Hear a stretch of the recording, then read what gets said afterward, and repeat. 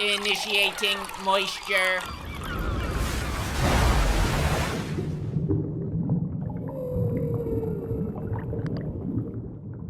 Welcome to the Moist Meter. Today we're taking a look at Pokemon Legends Arceus. I'll go ahead and put my meat on the table right away. I think the Pokemon games for the last 6 or 7 years have been really lazy. Brilliant Diamond and Shining Pearl, a blatant disrespectful cash grab, and Sword and Shield to me is the worst the series has ever been.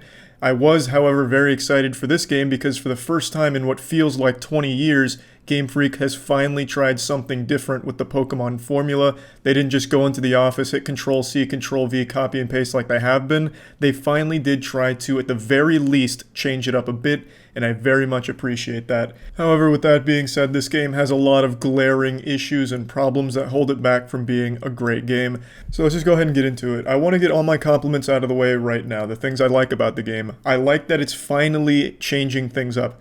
It's a more open world experience now. It is a third-person perspective where you really feel like you contribute to the Pokemon adventure. In the boss fights, you directly fight the bosses with your Pokemon. You throw bombs to calm them down and then weaken them to summon your Pokemon to fight them. Or you could forego using Pokemon entirely. I went full Pokemon list for my boss runs because I actually found it to be more fun and actually faster to just kill it with bombs. And yeah, I really like that. I like that there's actual boss fights in here that have real mechanics to them. Sometimes you get like almost a bullet hell experience, but for Weenie Hut Jr. level, but it's still enjoyable. You get a dodge that has iframes on it, you throw bombs at it, and it just feels like you actually get to participate with your Pokemon instead of just sending them out there to get their ass beat on your behalf. So I enjoyed that quite a bit, and I do love the idea of being able to explore the world freely and capture Pokemon at your own whim and research them. I think it's a great idea and concept, just the execution wasn't quite there for this one. I feel like if Game Freak tries to refine this formula going forward, they can really find something super special with the concept. I think it lends itself really well, and it's something I know fans have been wanting for a long time because it's fun.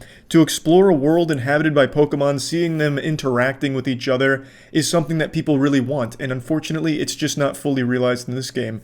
Instead, in this game, all the Pokemon are like fucking statues that just stand in the grass, and then if they see you, they jog at you a little bit. So it just doesn't really feel like they're even really alive. It's just these soulless husks that just exist for you to research and catch.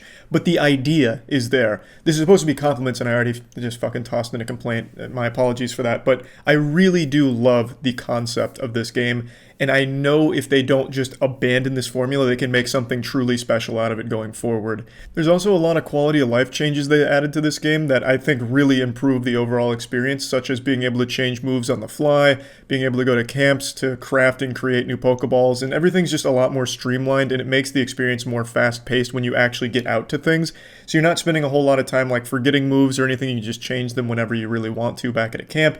And you can even learn some other moves from a trainer. I also do love the addition of the strong versus agile style, which switches up the both power of an attack if you go strong, as well as the speed of an attack if you go agile, and it changes up the order and the strategy. So yeah, overall, I feel like they added a lot of things here that really made the game better. It's not fully fleshed out. So let's go ahead and get into the complaints now, the things that are, I think, objectively wrong with this game that even the most diehard of fans will agree with me on. The open world, while great in theory, is extremely bland and empty in this game. It looks like this is the Pokemon world after it just experienced 3 nuclear winters. Everything is so barren and lifeless. The Pokemon that inhabit it, you can only ever see like 3 at any given time because the draw distance is such dog shit, and all they do is stand there waiting for you to throw a Pokeball at them or ask them to battle with you. It really feels like I'm playing Fallout Pokemon Edition. It is just so empty and dead. In the art direction, this is of course what everyone critiques. It's bad because the game just doesn't look good. Yes, I understand it's a Nintendo Switch. It's silly to expect like next-gen graphics, fucking 4K, ultra chakra vibrating, surround sound, visuals that'll melt your goddamn eyes and make you come. I get that you can't expect that from the Switch because it even struggles to play fucking mobile games half the time. But there is so much you can do with good art direction if they only tried. Look at Breath of the Wild. Breath of the Wild is a beautiful game, and it's because of how much time and effort they put into the visuals of it with its art. Not necessarily like incredible graphic fidelity and using state-of-the-art NASA computer chips to make the graphics really fucking sing to your soul. They just used really smart, clever art direction, art style. Pokemon Legends of Arceus, it feels like they're using Unity stock assets half the time. Like, just look at the water. The water in this game is worse than Nintendo 64 water. They didn't try at all. And the lava, when you do get to the point where you go to a volcano, I guess spoiler alert, the lava, like, moves sometimes. Like, most of the time when it's supposed to be, like, flowing lava down the volcano, it just stops and it just stays there. It's like they're using JPEGs that they're moving around in Photoshop. It is very lazily done when it comes to its visuals. They did the absolute bare minimum. And every single zone in this game is identical to the first zone.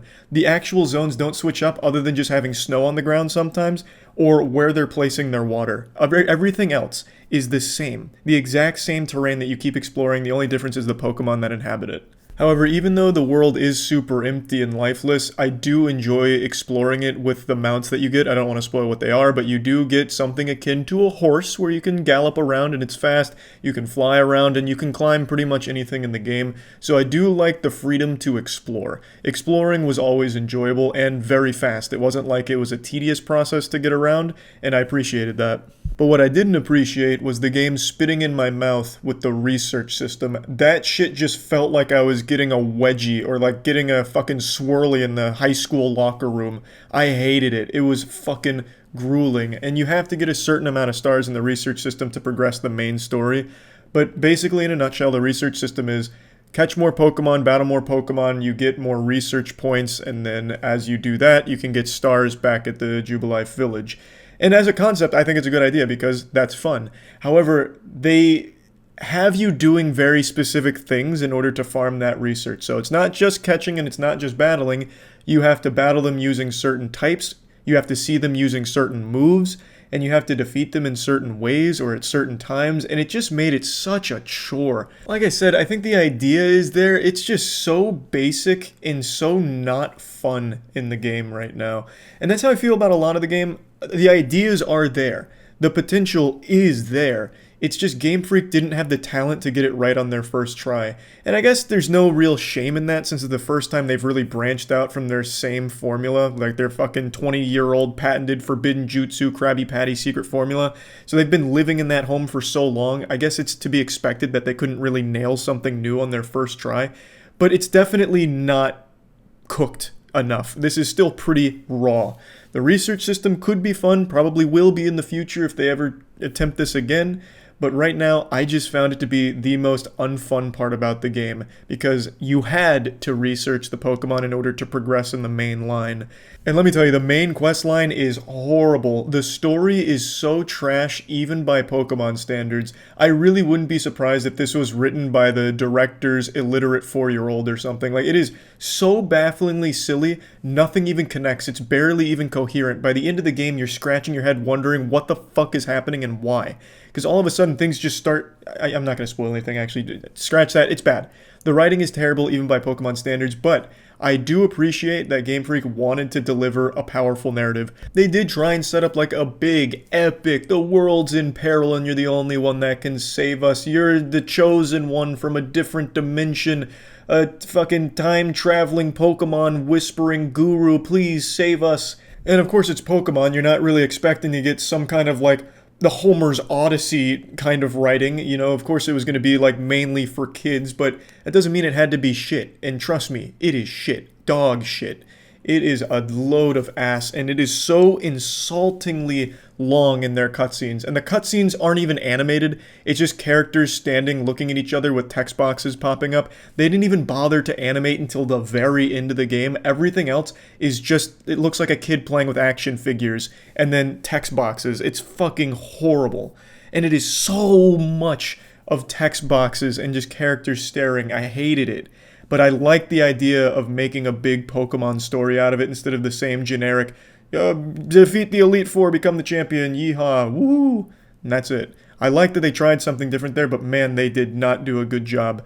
And another thing I see everyone mention, especially while I was streaming this game, is the lack of voice acting. I don't know what anyone was expecting. I guess everyone was doing fucking meth this week. There was definitely not a single thought that went through Game Freak's mind like, Maybe we should have voice acting. They were never going to spend that much money on that. For some reason, even though Pokemon is the most profitable franchise of all time by a wide margin, literally the most money ever made by a franchise ever, for some reason their games have the lowest budget imaginable for AAA standards. It feels super cheaply made. It feels like they're afraid to allocate a big budget for their titles because they know it's going to sell no matter what, just because it's Pokemon. This game could have been nothing but a Google image of Rule 34 Pikachu, just his fat cock and balls, just one static image, and it still would have sold millions of copies. So it's not surprising there's no voice acting in this, and absolutely, if there was, it would have helped the game, because the game's basically a visual novel when it comes to its story. It is very, very much just a full-blown visual novel, so if there was voice acting, it would have made it significantly less boring, because my god, I was actually falling asleep multiple times on stream going through the story missions. It was so mind-numbingly boring. Holy shit, I can't even begin to describe it. So yeah, voice acting would have helped, but there was never a chance that was going to enter into this game. I don't know why they're so afraid to go the extra mile for the Pokemon franchise games, but it is what it is. Game Freak just doesn't go that hard into making them something great. Hopefully they will, because I do think they put more effort into this title than they have in a long time. I feel like they really tried to get experimental and innovate, and to a certain level I think they succeeded in certain aspects of the game, but it's just not all there yet. The ingredients are there, but the recipe is borrowed from the worst food blog on the planet. They just need to refine it a bit more and make something delicious out of it. I think it can be something good in the future if they attempt this formula again, but right now, it's just not great. But I did overall enjoy my time with it, and I'm excited, more so now than ever, for the next Pokemon game to see where they go with it. I would be really disappointed if they went back to the same formula that they've had for the last 20 years. That would really be sad. But I'm optimistic they'll at least keep trying new things now. Another thing I'd like to point out about the game that I feel is a massive shortcoming is the side quests. I do think as a concept the side quests are nice. They could have been fun, and there are a couple fun ones, like there's one that guarantees you a shiny Ponyta. I enjoyed that. But overall, all the side quests are the same. You just go out, you catch a Pokemon, you catch 5 Pokemon, or you defeat a Pokemon, you go back to the village, and that's it. That's where the story ends. It's very bare bones, very generic, not a whole lot of thought given there. But again, that's one of those things where it's, hey, could be better. So plugging Pokemon Legends Arceus into the Moist Meter, I'm giving it a 60%. Like I said, I did enjoy it significantly more than Sword and Shield, Brilliant Diamond, Shining Pearl, and I do think it's the right step for the Pokemon franchise. They're definitely going in the right direction. They just need a little more time to make something great, and I think this was a good prototype for that, I suppose, but it doesn't make the game any more fun. It's just now I can finally see some forward progress for what I considered to be a pretty stale franchise for its games. So yeah, overall, of course, it doesn't look like a great game visually or anything. Yes, Pokemon Gale of Darkness for the GameCube looks about as good as this game, and that game came out over 15 years ago. I understand all of the critiques, and I do agree with the majority of them, but it's hard not to at least be excited that they're finally trying new things. It didn't all work here, but I do think that going forward, it can be something great for the games.